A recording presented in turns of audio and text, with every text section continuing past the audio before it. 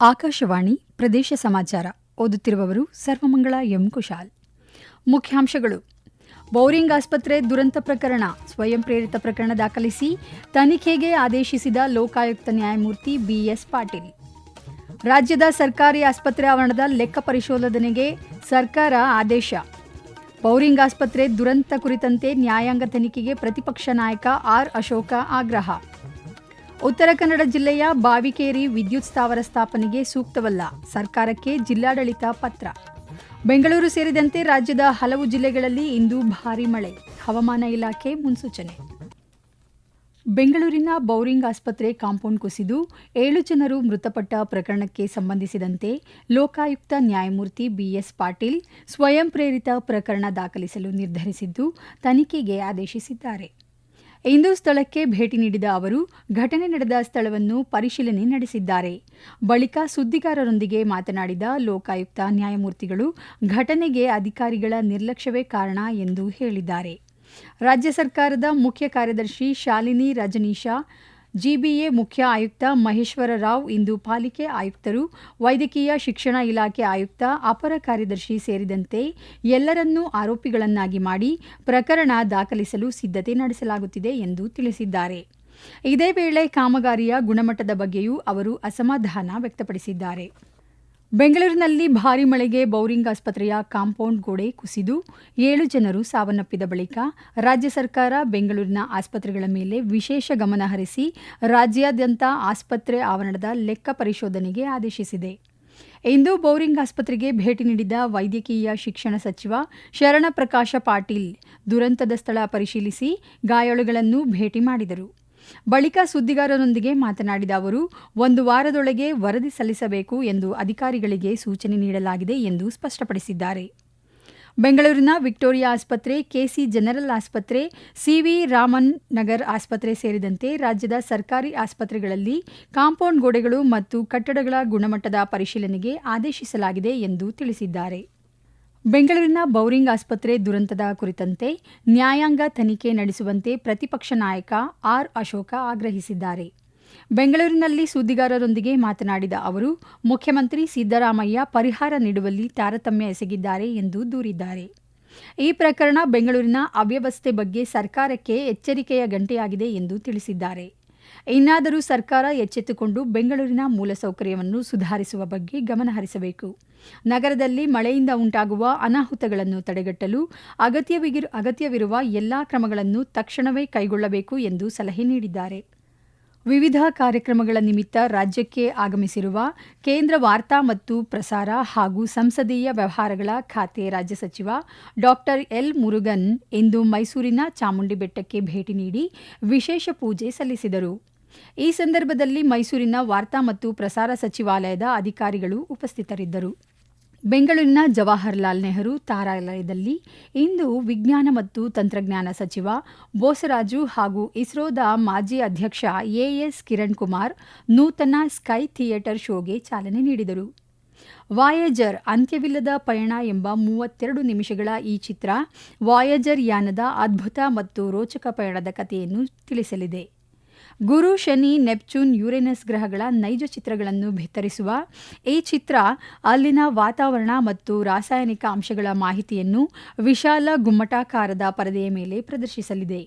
ಸಾರ್ವಜನಿಕರು ಹಾಗೂ ವಿಶೇಷವಾಗಿ ವಿದ್ಯಾರ್ಥಿಗಳು ಇದರ ಪ್ರಯೋಜನ ಪಡೆದುಕೊಳ್ಳಬಹುದಾಗಿದೆ ಎಂದು ಜವಾಹರಲಾಲ್ ನೆಹರು ತಾರಾಲಯದ ನಿರ್ದೇಶಕರಾದ ಡಾ ಬಿಆರ್ ಗುರುಪ್ರಸಾದ್ ತಿಳಿಸಿದ್ದಾರೆ. ಬೆಳಗ್ಗೆ 10:30, ಸಂಜೆ 4:30 ಹಾಗೂ 5:30ಕ್ಕೆ ಇಂಗ್ಲಿಷ್ನಲ್ಲಿ, ಬೆಳಗ್ಗೆ 11:30 ಹಾಗೂ ಸಂಜೆ 3:30ಕ್ಕೆ ಕನ್ನಡದಲ್ಲಿ ಈ ಕಿರುಚಿತ್ರ ಪ್ರಸಾರವಾಗಲಿದೆ. ಪ್ರದೇಶ ಸಮಾಚಾರ ಕೇಳುತ್ತಿದ್ದೀರಿ. ನಮ್ಮ ಎಲ್ಲಾ ರಾಷ್ಟ್ರೀಯ ವಾರ್ತೆಗಳು ಹಾಗೂ ಪ್ರದೇಶ ಸಮಾಚಾರ ಈಗ ಆಕಾಶವಾಣಿ ನ್ಯೂಸ್ ಕನ್ನಡ ಯೂಟ್ಯೂಬ್ ಚಾನೆಲ್ನಲ್ಲಿ ಲಭ್ಯ. ನಮ್ಮ ಎಕ್ಸ್ ಖಾತೆ ಮತ್ತು ಇನ್ಸ್ಟಾಗ್ರಾಂ ಖಾತೆ ಆಕಾಶವಾಣಿ ನ್ಯೂಸ್ ಕನ್ನಡ. ಹೆಚ್ಚಿನ ಮಾಹಿತಿಗಾಗಿ ನಮ್ಮ ಫೇಸ್ಬುಕ್ ಖಾತೆ ಎಐಆರ್ ಕನ್ನಡ ನ್ಯೂಸ್ ಅನುಸರಿಸಿ. ಮಾಹಿತಿಯ ಹೂರಣ ವಾರದ ಕಾರ್ಯಕ್ರಮ ಪ್ರಚಲಿತ ವಿದ್ಯಮಾನ ಪ್ರತಿ ಬುಧವಾರ 9:15ಕ್ಕೆ. ಉತ್ತರ ಕನ್ನಡ ಜಿಲ್ಲೆಯ ಅಂಕೋಲಾ ತಾಲೂಕಿನ ಬಾವಿಕೇರಿ ಗ್ರಾಮ ಅಣು ವಿದ್ಯುತ್ ಸ್ಥಾವರ ಸ್ಥಾಪನೆಗೆ ಸೂಕ್ತವಲ್ಲವೆಂದು ಉತ್ತರ ಕನ್ನಡ ಜಿಲ್ಲಾಧಿಕಾರಿ ಕೆ ಲಕ್ಷ್ಮೀಪ್ರಿಯಾ ಸರ್ಕಾರಕ್ಕೆ ಪತ್ರ ಬರೆದಿದ್ದಾರೆ. ಬಾವಿಕೇರಿಯಲ್ಲಿ ಗ್ರಾಮ ವ್ಯಾಪ್ತಿಯಲ್ಲಿ ಎನ್ಟಿಪಿಸಿ ಯೋಜನೆಗೆ ಸಂಬಂಧಿಸಿದಂತೆ ವರದಿ ಸಲ್ಲಿಸಲು ಸರ್ಕಾರ ಜಿಲ್ಲಾಡಳಿತಕ್ಕೆ ನಿರ್ದೇಶನ ನೀಡಿತ್ತು. ಅದರಂತೆ ಬಾವಿಕೇರಿ ಗ್ರಾಮವು ಪ್ರಸ್ತಾಪಿತ ಭಾರತೀಯ ನೌಕಾಪಡೆ ವಿಮಾನ ನಿಲ್ದಾಣ ಯೋಜನೆಯ ವ್ಯಾಪ್ತಿಗೆ ಒಳಪಟ್ಟಿದ್ದು, ನೌಕಾಪಡೆ ಆವರಣಗಳು ಗ್ರಾಮ ಮಿತಿಯೊಳಗೆ ಬರುತ್ತವೆ. ಈ ಹಿನ್ನೆಲೆಯಲ್ಲಿ ಈ ಪ್ರದೇಶವು ಭದ್ರತಾ ದೃಷ್ಟಿಯಿಂದ ಅತ್ಯಂತ ಸಂವೇದನಾಶೀಲವಾಗಿದೆ. ಉತ್ತರ ಕನ್ನಡ ಜಿಲ್ಲೆಯಲ್ಲಿ ಈಗಾಗಲೇ ಕಾರ್ಯನಿರ್ವಹಿಸುತ್ತಿರುವ ಕೈಗಾ ಅಣು ವಿದ್ಯುತ್ ಸ್ಥಾವರ ಬಾವಿಕೇರಿ ಗ್ರಾಮದಿಂದ ಸುಮಾರು 45ರಿಂದ 50 ಕಿಲೋಮೀಟರ್ ವೈಮಾನಿಕ ದೂರದಲ್ಲಿದೆ. ಬಾವಿಕೇರಿ ಗ್ರಾಮದಲ್ಲಿ ರಾಷ್ಟ್ರೀಯ ಹೆದ್ದಾರಿ ಮತ್ತು ನೌಕಾನೆಲೆ ಯೋಜನೆಗಳಲ್ಲಿ ಭೂಮಿ ಕಳೆದುಕೊಂಡಿರುವ ನಿರಾಶ್ರಿತರು ನೆಲೆಸಿದ್ದು, ಬಾವಿಕೇರಿ ಗ್ರಾಮ ವ್ಯಾಪ್ತಿಯ ಭೂಮಿಯು ಎನ್ಟಿಪಿಸಿ ಯೋಜನೆಗೆ ಸ್ಥಾಪನೆಗೆ ಸೂಕ್ತವಲ್ಲ ಎಂಬ ವರದಿಯನ್ನು ಈಗಾಗಲೇ ಸರ್ಕಾರಕ್ಕೆ ಸಲ್ಲಿಸಲಾಗಿದೆ ಎಂದು ಜಿಲ್ಲಾಧಿಕಾರಿ ಕೆ ಲಕ್ಷ್ಮೀಪ್ರಿಯಾ ಪ್ರಕಟಣೆಯಲ್ಲಿ ತಿಳಿಸಿದ್ದಾರೆ. ಮುಖ್ಯಮಂತ್ರಿ ಸಿದ್ದರಾಮಯ್ಯ ಅವರು ಇಂದು ಸದಾಶಿವನಗರದಲ್ಲಿರುವ ದಿವಂಗತ ರಾಮಕೃಷ್ಣ ಹೆಗಡೆ ಅವರ ನಿವಾಸಕ್ಕೆ ಭೇಟಿ ನೀಡಿ ರಾಮಕೃಷ್ಣ ಹೆಗಡೆ ಅವರ ಪತ್ನಿ ಶಕುಂತಲಾ ಹೆಗಡೆ ಅವರ ಆರೋಗ್ಯ ವಿಚಾರಿಸಿದರು.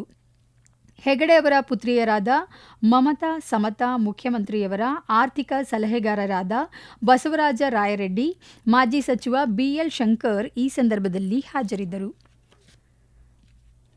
ರಾಜ್ಯದ ದಕ್ಷಿಣ ಒಳಭಾಗ ಹಾಗೂ ಪಶ್ಚಿಮ ಘಟ್ಟ ಜಿಲ್ಲೆಗಳು, ಕರಾವಳಿ ಜಿಲ್ಲೆಗಳಲ್ಲಿ ಇನ್ನೂ ಕೆಲವು ದಿನಗಳ ಕಾಲ ಭಾರೀ ಮಳೆಯಾಗಲಿದೆ ಎಂದು ಚೆನ್ನೈನಲ್ಲಿರುವ ಹವಾಮಾನ ಇಲಾಖೆಯ ಪ್ರಾದೇಶಿಕ ಹವಾಮಾನ ಕೇಂದ್ರ ಮುನ್ಸೂಚನೆ ನೀಡಿದೆ. ಬೆಂಗಳೂರು ನಗರ, ಬೆಂಗಳೂರು ಗ್ರಾಮಾಂತರ, ಚಿಕ್ಕಬಳ್ಳಾಪುರ, ಚಾಮರಾಜನಗರ, ರಾಮನಗರ, ಕೋಲಾರ, ಯಾದಗಿರಿ, ಗದಗ, ರಾಯಚೂರು, ಬಾಗಲಕೋಟೆ, ಕೊಪ್ಪಳ ಮತ್ತು ಧಾರವಾಡ ಜಿಲ್ಲೆಗಳಲ್ಲಿ ಯೆಲ್ಲೋ ಅಲರ್ಟ್ ಘೋಷಿಸಲಾಗಿದೆ. ಬಳ್ಳಾರಿ, ಹಾವೇರಿ, ದಾವಣಗೆರೆ, ಕೊಡಗು, ಮೈಸೂರು ಮತ್ತು ಮಂಡ್ಯ ಜಿಲ್ಲೆಗಳಲ್ಲೂ ಮಳೆಯಾಗಲಿದೆ ಎಂದು ಹವಾಮಾನ ಇಲಾಖೆ ಮುನ್ನೆಚ್ಚರಿಕೆ ನೀಡಿದೆ. ಹೊರಗುತ್ತಿಗೆ ರದ್ದುಪಡಿಸಿ ಅರಣ್ಯ ಇಲಾಖೆಯಿಂದಲೇ ವೇತನ ನೀಡುವುದು, ಸೇವಾ ಭದ್ರತೆ ಒದಗಿಸುವುದು ಸೇರಿದಂತೆ ವಿವಿಧ ಬೇಡಿಕೆಗಳನ್ನು ಈಡೇರಿಸುವಂತೆ ಆಗ್ರಹಿಸಿ ಅರಣ್ಯ ಇಲಾಖೆಯ ವನ್ಯಜೀವಿ ವಿಭಾಗದ ಹಂಗಾಮಿ ನೌಕರರು ಇಂದು ಬಂಡೀಪುರದ ಸಫಾರಿ ಕೇಂದ್ರದ ಆವರಣದಲ್ಲಿ ಮುಷ್ಕರ ನಡೆಸುತ್ತಿದ್ದಾರೆ. ವನ್ಯಜೀವಿ ಪ್ರಾದೇಶಿಕ ಸೇರಿದಂತೆ ವಿವಿಧ ವಿಭಾಗಗಳಲ್ಲಿ ಸೇವೆ ಸಲ್ಲಿಸುತ್ತಿರುವ 4,000ಕ್ಕೂ ಅಧಿಕ ಹಂಗಾಮಿ ನೌಕರರು ಕಳೆದ ನವೆಂಬರ್ನಲ್ಲಿ ಪ್ರತಿಭಟನೆ ನಡೆಸಿದ್ದರು. ಆಗ ನೌಕರರ ಬೇಡಿಕೆಗಳನ್ನು ಈಡೇರಿಸುವ ಭರವಸೆಯನ್ನು ಸರ್ಕಾರ ನೀಡಿತ್ತು. ಆದರೆ ಇದುವರೆಗೂ ಸರ್ಕಾರದಿಂದ ಸ್ಪಂದನೆ ಸಿಕ್ಕಿಲ್ಲವೆಂದು ಆರೋಪಿಸಿ ಮತ್ತೆ ಮುಷ್ಕರ ಆರಂಭಿಸಿದ್ದಾರೆ.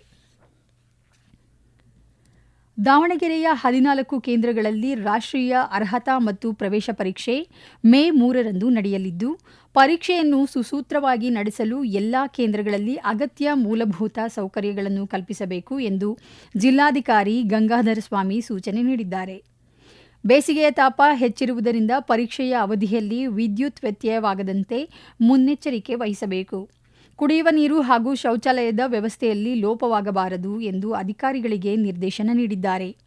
ಪರೀಕ್ಷೆ ನಡೆಯುವ ದಿನದಂದು ಕೇಂದ್ರದ ಸುತ್ತಮುತ್ತಲ 200 ಮೀಟರ್ ವ್ಯಾಪ್ತಿಯಲ್ಲಿ ನಿಷೇಧಾಜ್ಞೆ ಜಾರಿಗೊಳಿಸಿದ್ದಾರೆ.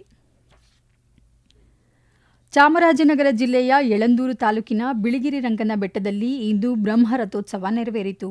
ಸೋಲಿಗರ ಆರಾಧ್ಯ ದೈವ ಬಿಳಿಗಿರಿ ರಂಗನಾಥ ಸ್ವಾಮಿಯ ಜಾತ್ರೆಗೆ ನಾಡಿನ ರಾಜ್ಯ, ಹೊರ ರಾಜ್ಯ ಸೇರಿದಂತೆ ವಿವಿಧೆಡೆಗಳಿಂದ ಭಕ್ತರು ಆಗಮಿಸಿದ್ದರು. ರಥದ ಸುತ್ತ 3 ಬಾರಿ ಗರುಡ ಪ್ರದಕ್ಷಿಣೆ ಹಾಕಿದ ಬಳಿಕ ರಥೋತ್ಸವ ಆರಂಭಗೊಂಡಿತು. ಈ ಸಂದರ್ಭದಲ್ಲಿ ಭಕ್ತರು ತಾವು ಬೆಳೆದ ದವಸ ಧಾನ್ಯಗಳನ್ನು ರಥಕ್ಕೆ ಅರ್ಪಿಸಿದರು. ಕೊನೆಯಲ್ಲಿ ಮತ್ತೊಮ್ಮೆ ಮುಖ್ಯಾಂಶಗಳು. ಬೌರಿಂಗ್ ಆಸ್ಪತ್ರೆ ದುರಂತ ಪ್ರಕರಣ, ಸ್ವಯಂ ಪ್ರೇರಿತ ಪ್ರಕರಣ ದಾಖಲಿಸಿ ತನಿಖೆಗೆ ಆದೇಶಿಸಿದ ಲೋಕಾಯುಕ್ತ ನ್ಯಾಯಮೂರ್ತಿ ಬಿಎಸ್ ಪಾಟೀಲ್. ರಾಜ್ಯದ ಸರ್ಕಾರಿ ಆಸ್ಪತ್ರೆ ಆವರಣದ ಲೆಕ್ಕ ಪರಿಶೋಧನೆಗೆ ಸರ್ಕಾರ ಆದೇಶ. ಬೌರಿಂಗ್ ಆಸ್ಪತ್ರೆ ದುರಂತ ಕುರಿತಂತೆ ನ್ಯಾಯಾಂಗ ತನಿಖೆಗೆ ಪ್ರತಿಪಕ್ಷ ನಾಯಕ ಆರ್ ಅಶೋಕ ಆಗ್ರಹ. ಉತ್ತರ ಕನ್ನಡ ಜಿಲ್ಲೆಯ ಬಾವಿಕೇರಿ ವಿದ್ಯುತ್ ಸ್ಥಾವರ ಸ್ಥಾಪನೆಗೆ ಸೂಕ್ತವಲ್ಲ, ಸರ್ಕಾರಕ್ಕೆ ಜಿಲ್ಲಾಡಳಿತ ಪತ್ರ. ಬೆಂಗಳೂರು ಸೇರಿದಂತೆ ರಾಜ್ಯದ ಹಲವು ಜಿಲ್ಲೆಗಳಲ್ಲಿ ಇಂದು ಭಾರೀ ಮಳೆ, ಹವಾಮಾನ ಇಲಾಖೆ ಮುನ್ಸೂಚನೆ. ಇಲ್ಲಿಗೆ ಪ್ರದೇಶ ಸಮಾಚಾರ ಮುಗಿಯಿತು. ನಮ್ಮ ಮುಂದಿನ ವಾರ್ತಾ ಪ್ರಸಾರ ಸಂಜೆ 6:40ಕ್ಕೆ.